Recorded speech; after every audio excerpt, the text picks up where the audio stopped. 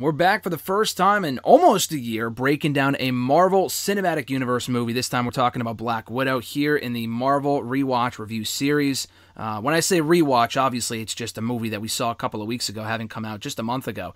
But still, we're going to be including it in the series because we're now finally getting Marvel movies back for the first time in 2 years, for the first time since Far From Home, almost exactly 2 years removed, or right before this movie came out. So I got to ask you, Chris, right off the bat, first of all, welcome. We haven't done a movie review like this in a while. In the last couple of months with Phil, among other people, we've talked about Loki, we've talked about WandaVision, we talked about Falcon and Winter Soldier, we even talked about Mandalorian, non-Marvel related content a few months ago. But it feels good to be getting back into the swing of things with the movies. So welcome, Chris, and I'm glad to be breaking out a Marvel movie with you for the first time in a while. Yeah, I like having movies again. The TV shows are great, but you know, a movie's just a nice, concise story, and it's done in 2 hours. And yeah, I really enjoyed this one. Yeah, and we were speaking before we went live here about how, because we were going to have a few different people on, either some people were busy and a lot of people just hadn't seen it yet, which doesn't overly, it surprised me and it didn't surprise me, and we'll get into it, but just because it's been about a month since the movie came out as we speak right now, it surprised me in that we haven't gotten a Marvel movie in close to 2 years before this. Obviously, we've had a lot of Marvel stuff come out, and it feels like people, obviously that's easier to access because most people have Disney Plus and you can just kind of watch it that day. But you would think, I thought anyway, that people would go out of their way to watch this movie, and on Disney Plus it's $30, and not everyone may want to do that. But still, I mean, stuff is slowly opening up, and people might just want to watch it online or whatever. But even then, I'm a little surprised that more people haven't seen it by now, because it made a lot of money its opening weekend, and I think it's still making a decent amount of money. But was it worth the wait, first and foremost, Chris? Because this movie was supposed to be out in May of last year. I was waiting to talk to you about it like late last year when they bumped it to November, and then again to December, and then like February, and now we're finally getting it now. Was it worth the wait, and are you a little surprised that more people haven't seen it by now? I'm not surprised that more people haven't seen it. I know that it like really dropped hard in its second week. Mm-hmm. It went down like 70%. Oh my God. Which is a huge drop. But a lot of that has to do with the fact that it's available on Disney Plus, which means high quality copies are immediately available on all those torrent sites that some people use. So yeah, I know that I don't think it's fair to judge this movie on whether it was worth the wait, because this movie should have come out years ago to begin with. Mm-hmm. So, I mean, I'm happy we got the movie. I liked the movie. In fact, I think I like it more each time I see it. But, yeah, worth the wait. I mean, I don't know if any movie would have been worth the wait as long as we had to wait, but yeah, you know, for being the first movie that we got back, I was happy with how this one went. It was a good movie, and I think, like you said before we started recording here, it's not required viewing. Do you think that plays a part in why more people haven't seen it by now? Yes, because I think it's probably well-known information by now that really nothing major happens in this that's going to affect the future of the MCU. The post-credit scene obviously sets up a little bit for Yelena's character, but we really don't have anything in this that's groundbreaking information that's going to change the way the rest of the movies play out. Like, I kind of thought something like that might happen, but it didn't. And I don't know if that's necessarily a bad thing, because the movie really did feel like a character, not a character study, but like this is a movie about a couple of characters. It's their story, and it didn't feel hampered down by the rest of the Marvel universe. Yeah. I mean, at this point, too, it feels like you said, it's a movie that I feel as well should have come out at least 5 or 6 years ago. It was a movie that was 5 or 6 years too late. Is there any other Civil War release? Yeah, exactly. Like right around there, because this takes place in between Civil War and Infinity War. Is there any other equivalent in the MCU that you would make to this movie? Because they haven't made, obviously, any movies about, to my knowledge, unless I really think back about it, but they haven't made a movie yet about a character that's already dead in the MCU, like a prequel type thing, which is basically what this was. Are there any other equivalents in the MCU, in your opinion, or no?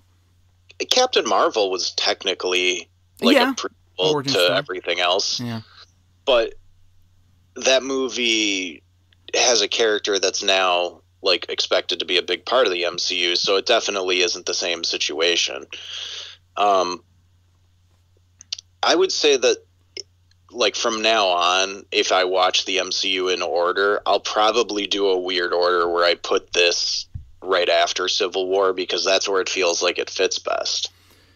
Yeah, and I was a little surprised too, because they showed in the trailer Thunderbolt Ross. I'm a little surprised that he didn't have more of a role in the movie, because with this taking place in between Civil War and Infinity War, obviously, he wasn't a big part of Civil War, but he did play a pretty significant role with the whole Accords and everything else and blah, blah, blah.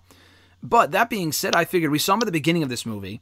I think they showed him at the very end as well. I thought he might be positioned as the big bad of this movie. Obviously, that didn't happen. Do you think... I mean, why even bother having him in the movie? I mean, obviously, as a cameo, but do you think this might be setting up the Thunderbolts? We've kind of talked about this before. We've talked about this before with Phil, but what role did he play in this movie in terms of the characters they had in here? Like, why was he in here? I think he's an easy character to connect this back to what was going on at the time, because he's the one that's kind of tasked with finding these rogue Avengers that are out there. Mm-hmm. So, like, in the beginning when he's having that conversation with her on the phone where you think he's right outside her apartment and she's really on a boat, it's like he specifically mentions, like, you know, oh, we've got Falcon, we've got Ant-Man, we've got all these other people, Steve's in the wind, you're alone, what are you really going to do here? And, you know, he's recognizable, but he's not so tied up with everything that having him in the movie ruins anything else about his character.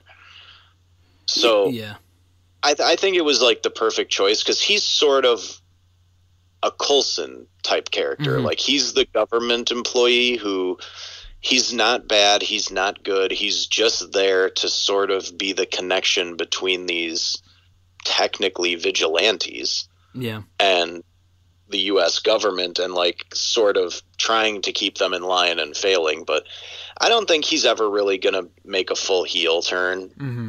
And if anything, I think he'll probably end up being a good guy if they go the route of turning him into the Red Hulk. That's what I was thinking too, and I heard people mention that I thought he might be one of the bad guys in the upcoming She-Hulk show with him as the Red Hulk. But do you think he would be more? Is that more of a face character? Because I'm not overly familiar with Red Hulk. Well, I don't know much about Red Hulk from the comics, but I do know that when they did the Hulk cartoon, probably 8 or 9 years ago, it was like a team of Hulk characters. Mm-hmm. And he was, like, friends with Banner at that point. And the beginning narration is him saying, like, I used to hunt the Hulk, and then I turned into the Hulk to fight the Hulk, and now I'm, like, best friends with the Hulk, and I'm trying to keep him on his, you know, on his good side, because Thunderbolt Ross has full faculties when he's the Hulk. At that point, Bruce didn't. Mm-hmm. So he was sort of the one who would keep Banner in check if the Hulk got a little bit out of hand. But I don't think he'll ever be a full bad guy. If anything, the She-Hulk show will probably have Abomination. We know that, so he'll probably be one of the villains. And then I know that Jamila Jamil from The Good Place has been cast as Titania. Oh, okay. I know almost nothing about that character, so I'm super interested to see what happens with that, but I think that will probably be a villain. Yeah, because I heard she was casted in something. I just didn't know what it was. And I think she's been posting that she's been... Have they already started filming for her role in the show? Because I thought she was talking about, like, training for a Marvel movie, and it's all this extensive process. Yeah, and... she posted a training video of her just doing, like, some boxing practice and stuff. And she looked like she was in the best shape of her life, too. Like, she's one of those girls who's talked very openly about how her weight fluctuates because she doesn't necessarily feel the need to be super skinny all the time. And she looked like she had been working out for months in preparation for this, which, you know, is standard practice in these Marvel movies. Yeah. And I'm sure once she's done with all that, she'll go back to not giving a shit, because that's sort of her thing. Like, she's a very body positive person. She does not think that being a size 2 is necessary, and it's not. Like, and she's also like 6 feet tall. It'd be unrealistic for her to be a size 2. Yeah, exactly. Yeah. Yeah, no, I liked her from The Good Place, though, so I'm looking forward to seeing her in that show. But kind of going back to, you mentioned Thunderbolt Ross, and I kind of asked you about if he's going to be appearing in more stuff. Yelena, as far as this movie goes, well, we'll talk more about her. I thought she was the best part of this entire movie. Florence Pugh from, obviously, Fighting With My Family, the Page movie. She was in Midsommar. Is that how you pronounce it? It was Midsommar, right? Yes, Midsommar, yeah. Midsommar. And then she was in something else, too. But I know she obviously has had... Oh, she was in... I don't know. It was like like Little Women or Pride and Prejudice. That's what it was. Yeah, I was thinking of Little Women. It was out around the same time as that stuff, like 2 years ago. But I thought she was great in this movie. What'd you say? Yeah, she got a great career going, and I agree. She was my favorite part of this movie too. And well, I don't know. Maybe that's not fair. Her and Scarlett together was my favorite part because their chemistry was amazing. Like, they actually kind of came across as sisters throughout the movie, which was very impressive considering we've had over 10 years with the one character, and this is the first time we're meeting this other character, and yet, like, she just fits naturally. Like, oh yeah, that's her sister. They're bickering like sisters. They're taking care of each other like sisters would. And just her sarcastic sense of humor, like, it really contrasted Scarlett's nicely. Yeah, she was great. I loved her in this movie. So you're telling me that Scarlett and Florence had more sibling chemistry than Vin Diesel and John Cena? Oh my God. I know we just talked about this off the air, but... Yeah. And this movie just came out like a week or two after that, too. Yeah, that was weird. The whole John Cena, Vin Diesel being brothers thing, like, at least say they're half brothers, so there's a reason why Vin Diesel's like half Cuban or half Puerto Rican or something. John Cena's a white boy from Boston. Like, make them half siblings. And maybe they did, and I didn't catch that line, but I'm pretty sure I never heard it. Yeah, no, I think they were just supposed to be full-on brothers. It made no sense. But no, I agree. I think the sibling chemistry they had on screen here, and just the chemistry in general, was great. I always have thought... First of all, I think Scarlett has very much improved in the role of Black Widow over the last 10 years, as most of these people probably have in most of their roles. You can kind of say that for anyone. But I think she specifically, with her character, and not just her as an actor, as far as, in my opinion anyway, she works better when she has someone kind of to play off of, and I think that really shined through with her and Yelena in this movie. Yes, absolutely. And because most of the movie was them together, they had a lot of time to have different kinds of conversations. Like, there's conversations where they're obviously arguing. There's conversations where they're really getting along. There's some where they're reminiscing about their childhood. So we get a lot of time with them bonding, sort of, and it really helped. And yeah, Scarlett has improved a lot, but it's also because they've improved at portraying the character over the years. Yeah.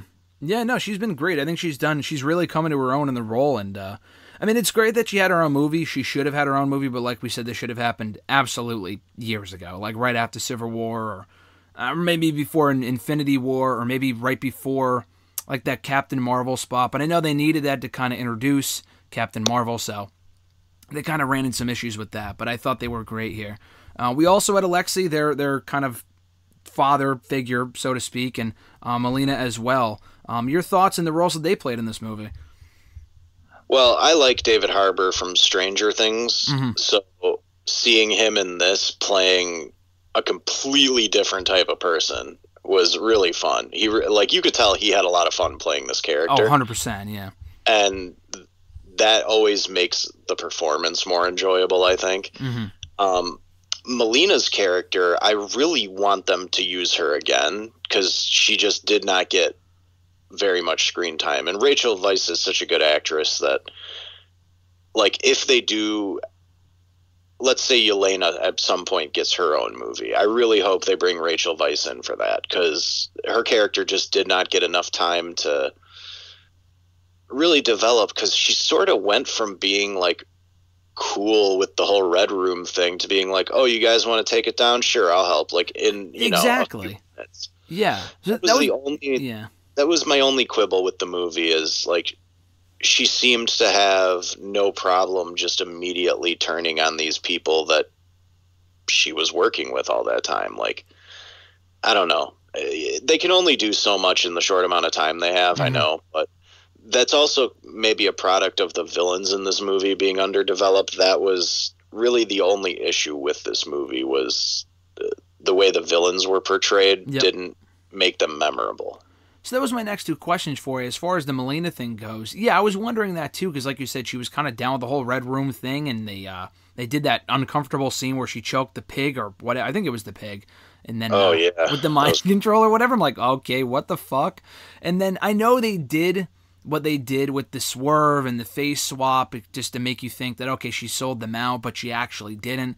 But actually, though, how did she kind of come around to helping out Black Widow? That's what I was kind of wondering, or Natasha, whatever. So that was weird too. I would say that there was the one scene where they're all at the table and Yelena kind of drops the bomb on her that she didn't really seem aware of, that she had been a victim of that mind control stuff. And I think maybe that probably was the turning point for her, but I think there could have been another scene with her maybe talking to Yelena and coming around, because it seemed like it jumped from her being like, oh yes, this is the research I do, to being like, okay, here's how we're going to take them out. Like, yeah, I don't know. It was just weird. But kind of going off to your second point too, with I was going to say Dragunov, like Ilya Dragunov from NXT UK. Dreykov, the main villain in this movie, very underdeveloped. He wasn't terrible, but he was like one of those generic Marvel villains that I thought we were kind of past this point of getting these type of villains. But I thought this movie, I mean, like you said, he didn't really have an extensive villain. He was kind of there. They blew up the daughter. They thought they killed her. They didn't. She was the Taskmaster in this movie. That was the big reveal. Obviously, she wasn't the Taskmaster in the comics, right? Was Dreykov's daughter? No, Dreykov's, I don't even think from the comics. Oh, really? Okay. Like, I think, here's my theory, is they wanted this movie to focus mostly on Scarlett and Florence's characters, so I think they purposely didn't have memorable villains, because so many times a villain can outshine its hero in these movies. Like, that's true, yeah. Loki outshined Thor in those first few movies. A lot of these guys are defined by their villains, and for this, they're like, we want this to be Scarlett's movie. We don't want people talking about how great the villain was, so making him generic kind of, I feel like, was a purposeful move, but they definitely got a good actor. Like Ray Winston, he definitely came across as very just slimy and intimidating from the moment he was on screen. So at least the few scenes we got with him were good scenes. Yeah, he definitely had good scenes in the movie. It was just, I don't know, it was weird because they had the whole daughter thing, and they never really, they alluded to it in the first Avengers movie, but they kind of made up most of the story just for this one. It's like, oh, okay, there she is, and then, I don't know, it was just kind of generic, but he did a good job. He was far from a terrible villain by any means. I was just a little surprised. But yeah, no, it was fine for what it was. Were there any other major characters in this movie besides the people that we already mentioned? Well, I mean, Taskmaster, obviously, that actually seemed to piss a lot of people off, what they did with that character. Did it really? I saw a lot of hate online. Like, people, there's a lot of love for that character from the comics. Okay. So for them to completely change the character's, like, history, name, like, I don't even think the gender swap was the issue. So in the comics, the character's name, oh my god, it escapes me right now. What is it? Tony Masters, that's it. Mm-hmm. So his ability, I believe, is just natural. It's not given by a chip. I have a feeling that they're saving that version of the character for a future project, and so they're like, well, we want the Taskmaster ability in our villain, so we'll just basically make this a Taskmaster, and then we can just use, Tony Masters later on. Mm-hmm. Casting a well-known actress like Olga Kurylenko and only giving her like one line the entire movie was kind of a shock. Yeah, that was surprising. And also, could they have maybe gotten a girl who looked like she actually filled out that costume a little better? Like, Olga Kurylenko is very tiny. Mm-hmm. Like, she's a very skinny actress, like ballerina size. Mm-hmm. And you can just tell that that's not her in the suit any of the scenes until the mask is off. Like, as somebody who's much taller than her and has a much bigger build, it may be a woman, but it's definitely not her. So that was just very strange to me how they did all that. But like, in the end, those to me are minor complaints because I enjoyed so many other things about the movie that I'm willing to overlook those things. Yeah, and I think it was just, I don't know, it was a very good movie. I enjoyed it for what it was. And I think people, I don't know, I think people kind of get obsessed with the idea that every Marvel property, whether it be a show or a movie, has to have world-building features to it in order to be good. I mean, Loki had that. People love that finale. We already talked about that with Kang. This movie didn't have that at all, aside from the post-credit scene, which I think was already, from what I saw anyway, I think was already spoiled months ahead of time when she first showed up in Falcon and the Winter Soldier. But I don't know. I just think as a movie itself, I feel like you just sometimes have to go into a movie. It's kind of like with wrestling. Like, sometimes you just have to go into a show or a match and just enjoy it for what it is, as opposed to where it's going. Especially when we already know the character is dead. Like, obviously, Natasha's probably not coming back. Or at least I wouldn't. I mean, we'll talk more about her real-life situation a little bit with the whole suing of Disney thing. But I don't think they would bring her back anyway as a variant or whatever. I don't know. I just feel like this is one of those classic examples of just enjoying a movie for what it is, as opposed to where it's going. Yeah, and I definitely think this is a movie that will grow on people over time. Like, people will come to appreciate it more. I'm seeing that lately with the first Cap and the first Thor. Like, more and more people are starting to realize, like, you know, just because those movies are early on and different from what we're getting now, like, they're still really good movies on their own. Mm-hmm. And I've seen a lot of people go from thinking that the first Cap was the worst one to like liking it just as much as the other ones because it has its own feel to it. Yeah.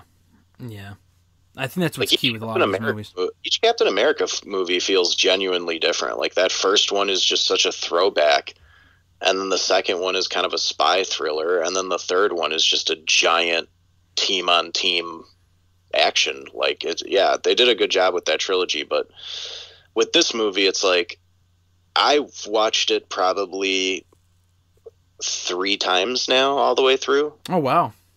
And I like it a little more each time. Mm-hmm. Did you notice, I mean, you must have, in the second and third viewings of the movie, did you notice anything major from what you noticed the first time? I mean, not in terms of, like, Easter eggs or big details or anything, but yeah, little jokes stand out more, and just, you know, you'd see little things that you're like, oh, I didn't realize that happened right there. But no, this movie is pretty straightforward, so there isn't a ton to pick up on later. It's just the performances stuck out to me more and more each time. You mentioned how people kind of have grown more to appreciate that first Captain America movie and the first Thor movie. I mean, obviously we know this movie should have come out years ago, but do you think that, I mean, it got generally positive reviews anyway, but this movie is kind of in the wrong phase, so to speak? Like, do you think it fits more with those first few, the first Iron Man movie, the first Thor movie, the first Captain America movie? Just because it's not just because it's not Endgame doesn't mean it's a bad movie. Do you think that this movie was just not before its time, it was well after its time? Obviously, we know, like we just discussed, this movie should have come out a long time ago. But as far as the movie was itself, and as far as the I don't know, just the overall formula of it and stuff like that it would have been better suited in a phase 1, and people probably wouldn't have been as harsh on it 5 years ago.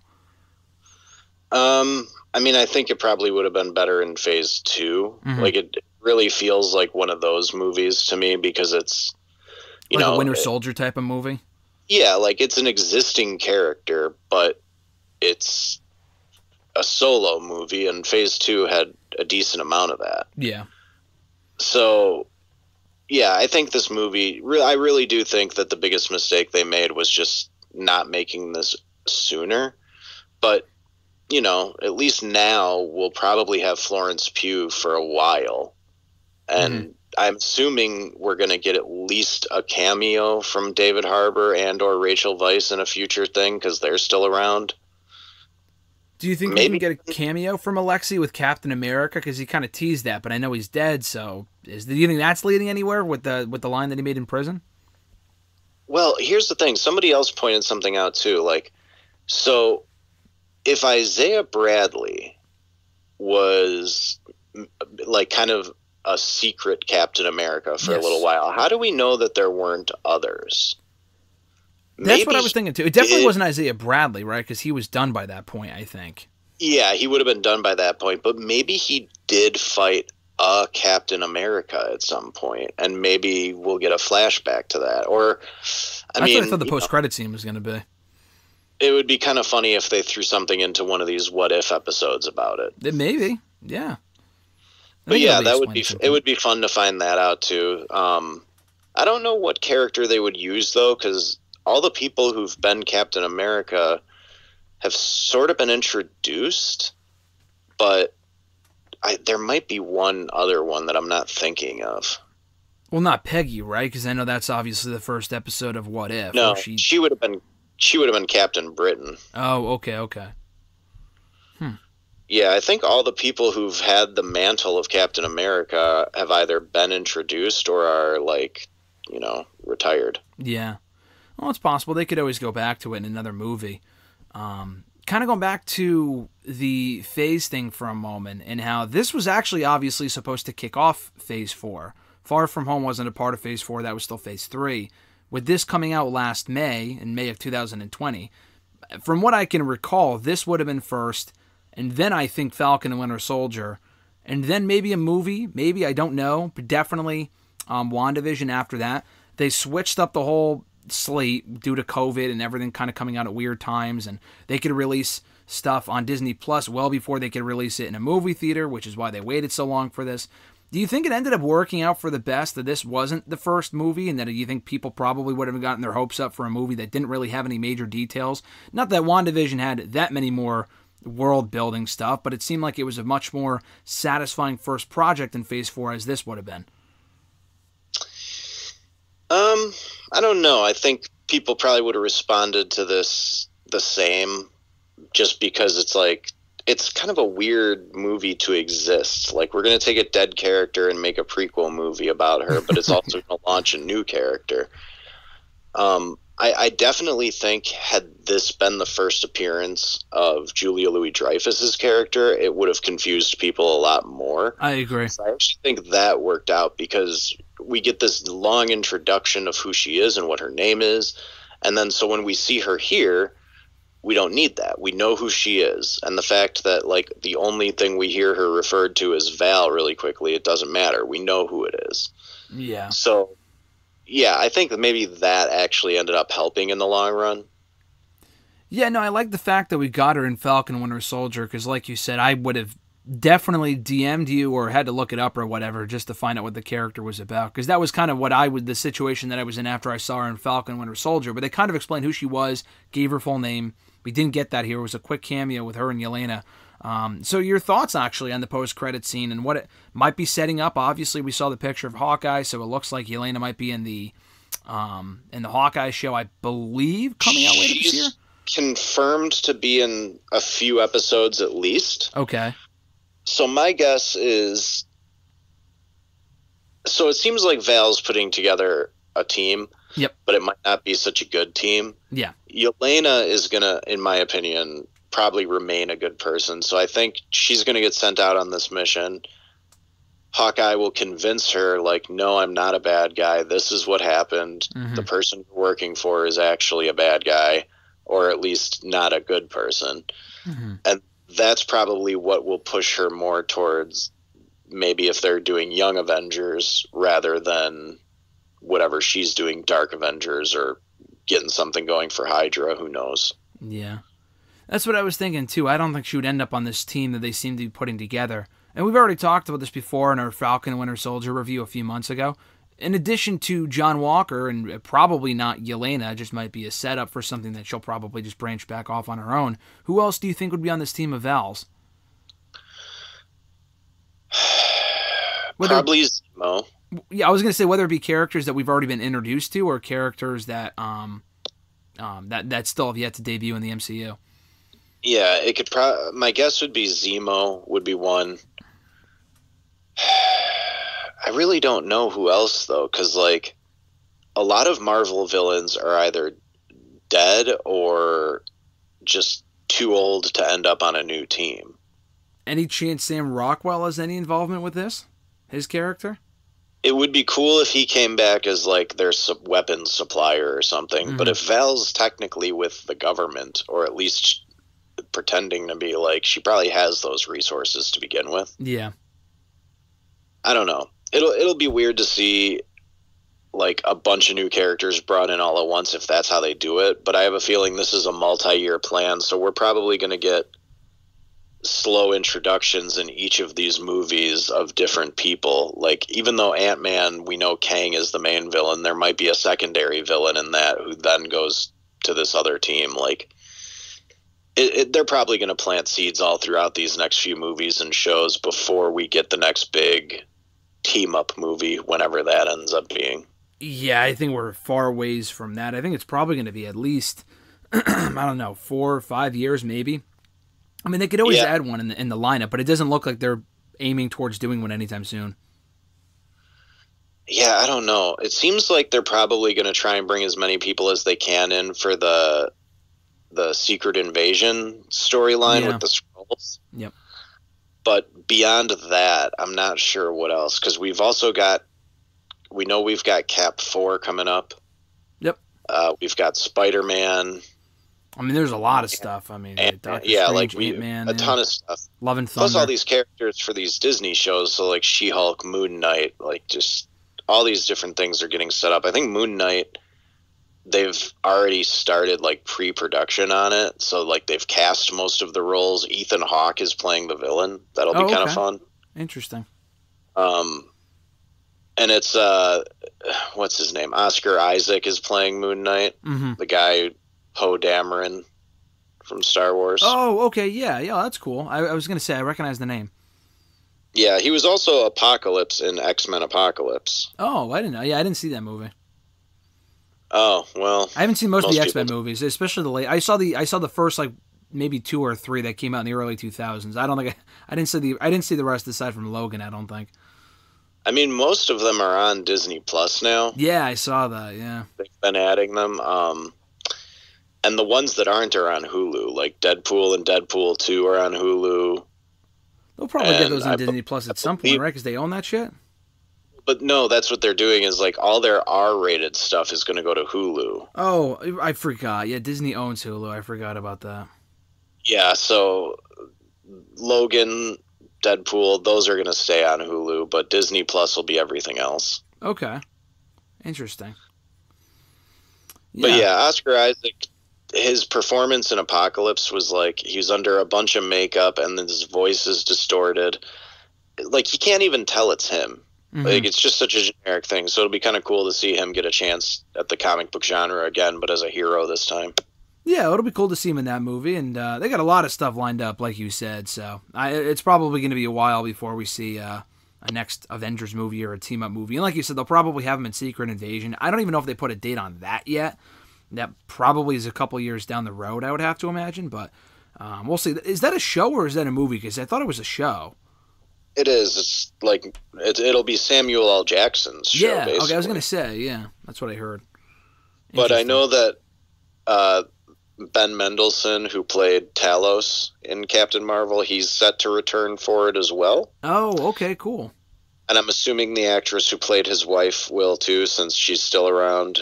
And then I think they may have confirmed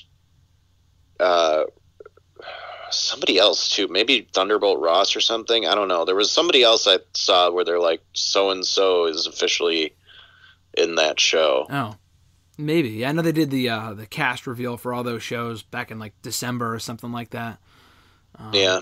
Yeah. But I mean, we're going to start to find out some of these characters have been Skrulls either the whole time we've known them or for a few years, and it's going to be pretty surprising for a few of them, I think.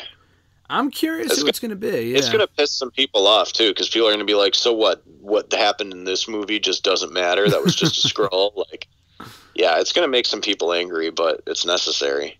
I don't know how many major characters will be Skrulls, but there's bound to be a few, at least like undercard people, so to speak, secondary characters that are bound to be Skrulls this whole time. I don't know who that would be, but I mean, we could do a whole podcast on that, just kind of picking apart who it might be. I mean, I think Ross will probably end up being revealed to be a Skrull. Like maybe one of his heart attacks killed him. Yeah, I could totally see that. Yeah. But like, there's so many minor characters that they could do it with, like Darcy. They could just say Darcy's been a Skrull since whenever, you know. Because we haven't seen her since before WandaVision. We hadn't seen her since Thor 2. So this most recent version of Darcy could be a Skrull if they wanted it to. Maybe. I don't know if I see that. Or Jimmy Woo or something like that. Yeah, well, I'd be mad if it was Jimmy Woo. I love Randall Park, yeah. Yeah. He's fantastic. Yeah, no, we'll see. I'm looking forward to that show when it comes out in a couple of years. But as far as Black Widow goes, overall thoughts on the movie and anything else that stood out to you? Would you recommend it? I mean, yeah, I definitely recommend it to anybody who's a fan of the Marvel stuff. Like I said, it's not required viewing. I don't think anybody needs to go rush out and see it before they watch anything else. At least not yet. But yeah, if you like Marvel, you'll like this. It's got the typical Marvel humor. It's got great action, and there's some genuinely good performances. Like we were talking about with Florence Pugh. Like, she's really, really good in this movie. Yeah. And in multiple scenes doing multiple different things. Like that scene where they're at the dinner table and she's almost in tears, like being like, that was real to me. You were my mom, you were my sister. Like, that was a great scene for her. And but I think my favorite scene in the movie is when they're in like a random drugstore just getting some supplies, and she's like making fun of Scarlett for being a poser. Yeah, with the hair whip. That was a great running joke over the movie, yeah. And, like, you know, the little conversation about her vest and how many pockets it has, like, little things like that made her character very endearing. And I felt like they did a really good job making her personality different from Scarlett's, but in a way that still makes them feel like they're sisters. Yeah, she complimented Scarlett's character. She complimented Natasha really well. And the pocket thing was funny, too. She's like, yeah, I've never actually had any real control over my life, and now I can choose what I want to wear, and I'm wearing something with pockets. And didn't really seem like Natasha cared, but obviously she ends up wearing that jacket in Infinity War, which I thought was a nice touch too. Yeah, I thought that was a cool little callback. I don't even know if that was something that they planned, but yeah, probably not, I would imagine. I liked that. That was a good detail. Yeah, I thought that was cool, and I'm looking forward to seeing more of her in the shows and movies to come. Did you watch this on Disney Plus? You did, right? Yeah, I ended up just spending the money for it. I didn't feel like trying to get it off one of those sites, and I definitely wasn't going to go drive 45 minutes to an hour to the closest theater that's still open. So, if there's a theater that's closer to you, theoretically, if there's a theater that's closer, would you have gone to see it in a movie theater, or would you still prefer watching it on Disney Plus in the comfort of your own home? I wouldn't have gone by myself. I would have gone if somebody else was interested in going. Mm-hmm. Like I got a buddy nearby, and he's usually the person that is like most willing to go see a movie. But yeah, I don't know. I think Disney Plus was a good thing for this, for me at least, because it just made it easy. Plus, I can watch it, multiple times without having to go back to the theater or wait for it to come out on DVD or in Disney, whatever. I was going to say, so when you pay, it's $30 for it, I think. That's what the standard price is for all their movies. I know Jungle Cruise was that. That just came out this weekend. Do you basically buy it? Like, do you get to buy it and watch it on there all the time until it comes out on Disney Plus at some point down the road? Yeah, and I guess when you pay the $30, even if you cancel your Disney Plus subscription, you'll always be able to watch it. Oh, that's cool. So, that's nice, but, I just kind of chalked it up to like, I got a stimulus check this year, so I'll just splurge. merchants spend. Because, a movie ticket plus concessions. It comes out to around $30 anyway, let's face it. Yeah, plus gas. You just end up spending a lot of money anyway I personally prefer watching movies at home. Like, I know the big screen and the speakers and all that is great for these big epic movies, but, I don't want to miss something if I have to run to the bathroom or take a phone call or whatever. So, yeah, I prefer watching at home. I was going to say, so going forward, I don't know if they're doing this, I assume, for Shang-Chi and all the other movies they have coming out in the coming months. Are you going to probably just buy it on Disney Plus, or would you might change your mind and go watch it in the theater? Well, I don't think they have plans to do this for any of the other movies. Really? I'm pretty sure all the Shang-Chi adverts have said only in theaters on such and such date. Oh, interesting. I thought, so after I saw the numbers for this movie on Disney Plus and the amount of money it made on both Disney Plus and in theaters, I figured they would have changed their mind to just put it out on Disney Plus going forward. Like, that was my next question for you. What do you think the future is as far as putting stuff on the streaming services in addition to theaters? Because HBO Max is doing that right now too. Yeah, HBO is sort of stuck because they announced at the beginning of the year, they're like, we're just going to do that for all of our movies this year. Yeah.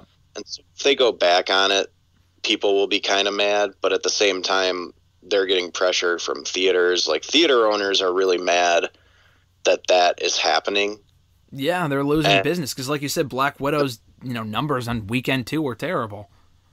Yeah, like Black Widow's going to end up being kind of a low-grossing movie in comparison to the other ones because of that. Yeah. Plus, because it's so much easier to pirate a movie that's on Disney Plus than it is a movie that's in the movie theaters. Yeah, and also, too, I mean, so technically, if you buy it on Disney Plus and you share your account with someone else, they can watch it too, can't they? Yeah, I don't know how good Disney is at, like, preventing people from doing that because, anytime you sign into a new device, you got to get a code and an email and blah. But, yeah, it's, like, I don't know how to do it, but there are people who can just rip the movie off Disney Plus and then upload it to these other random websites. Yeah, yeah. Like, I'll be honest, I started watching Jungle Cruise on one of those websites, and, like, yeah, it's probably one of those movies, like, I'll finish it, but I'm not in any hurry. Like, it's fine. I was going to say, I might go see it later, so I was curious what your thoughts on it were.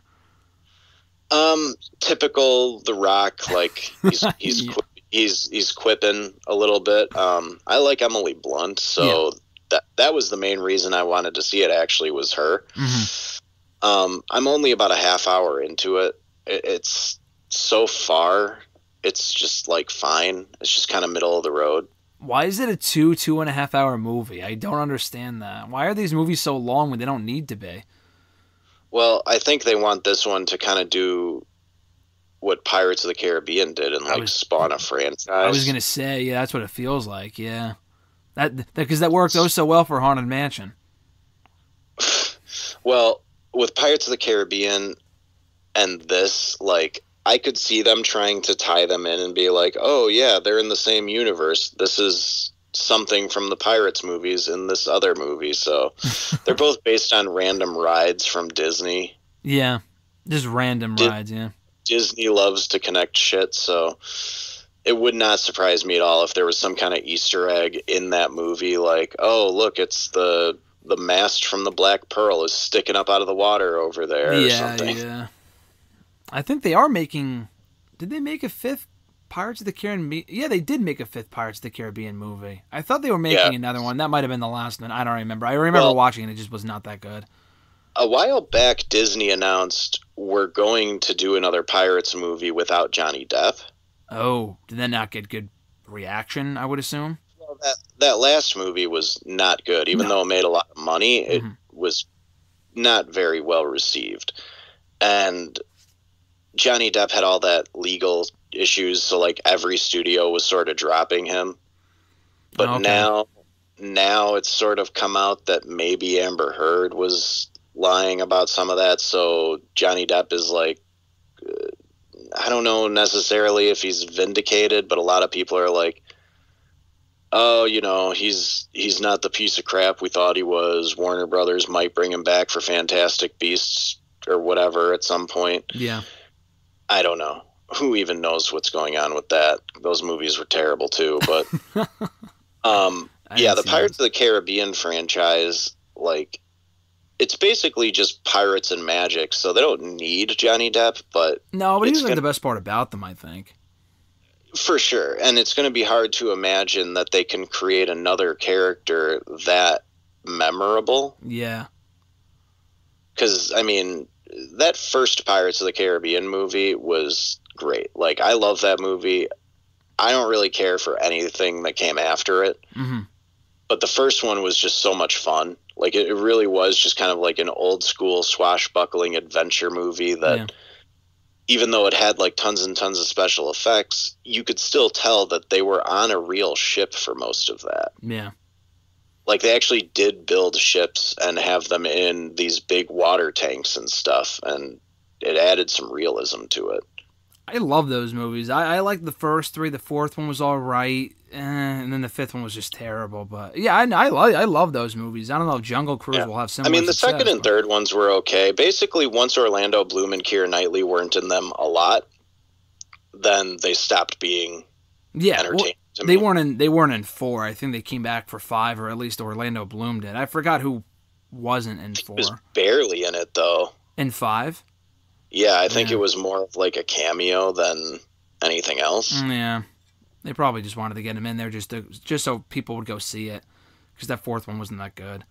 But no, and the fifth one wasn't either. Like the fifth one was terrible. The fifth one was completely pointless. The last 2 were completely pointless. I mean, they do need Barbossa. Yeah, Barbossa was awesome. Yeah. Yeah. I love that character. Well, one more thing on the Black Widow thing before we wrap up here. Obviously, got to talk about this. Making headlines this past week. We talked a little bit about this over DM. The Scarlett Johansson news about her suing Disney over Disney Plus and the streaming rights. And you had to know this was coming at some point. I don't know the inner workings of these contracts and deals with the theaters and the services and how much she was paid initially. Obviously, she made a lot of money off the movie, but probably not as much as... because the idea to do it on Disney Plus came well after they already made the movie. So what were your whole thoughts in the situation? Who's in the right here? And could you see this happening more in the future with other movies and other actors? Well, yeah, like it... So the story that's out there right now seems to be that Scarlett had incentives in her contract. Like, if the movie makes so much, you get this kind of bonus, which a lot of these actors have now. Yeah. I don't know what she lost by this going on Disney Plus, but the estimates I was reading were anywhere from like 15 to 50 million, depending on how successful the movie would have been. That's crazy. But of course, no guarantee would have made any more money in the theater. Like, I don't know. But if the story about Disney sort of just ignoring her management team's requests to like renegotiate or come up with some other kind of deal are true, then she's absolutely within her rights. Mm-hmm. But, we'll see what happens. I know that apparently Emma Stone is considering her options for this, but they also kind of want to do a Cruella sequel, so maybe she'll get a bigger payday for that. I don't know. But it's too bad that this happened, but it also happened after Scarlett was gone. So at the same time, it's like whatever it ends up being, it's going to be a drop in the bucket for Disney. Like they could write her a check for $50 million tomorrow and it not going to put them in the red. Like, yeah, exactly. So I don't know. I think it'll end up not going to court. Like they'll just come up with some kind of deal and call it a day. Do you think we'll see her back in the MCU? I don't think we're going to see her back in the MCU anyway, so I don't really think this changes much. No, I don't think it does either. And I don't think any of the other actors in this movie would have had those incentives, so it's not going to stop them from returning. Exactly, yeah. That doesn't overly surprise me. I figured this was going to happen at some point. Do you think we could hear more stories about like this in the future as far as actors being upset over like the HBO Max stuff, for example? And I mean, I don't know if that happened with Wonder Woman. I thought it did. Or I don't know if it was Gal or who. Yes, she was. Her team, I think, made some kind of deal, but there was going to be some trouble there because of that, for the same reason. She had those same incentives in her contract too. Yeah. So I don't know. We'll see what happens. I mean, the statement Disney released was really weird, where they're like, "Oh, this is really sad that she's being so callous about how the pandemic affected." Did they actually say that?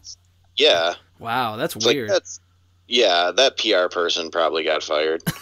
So yeah, I don't know. It's going to be very strange to see how this all unfolds, but at the same time, it's not going to affect the future movies. So yeah. I really don't care. Yeah, no, it doesn't really matter for anything. I mean, rich people arguing about deserving to be more rich never really interests me. Yeah, I was having that discussion with someone else. Like, she already made a shit ton of money off this movie. I understand where she's coming from, and she's probably right.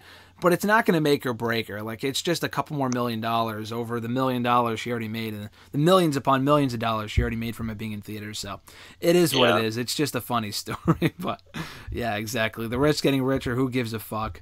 But this has been fun, dude. I enjoyed talking about Black Widow. Hopefully we could do these more for the Shang-Chi movie coming out later this year. We got Eternals in November, and then the not Far From Home. What's it called? No Way Home movie coming out, I think, around Christmas in December. And obviously before then, we got What If in a couple of weeks.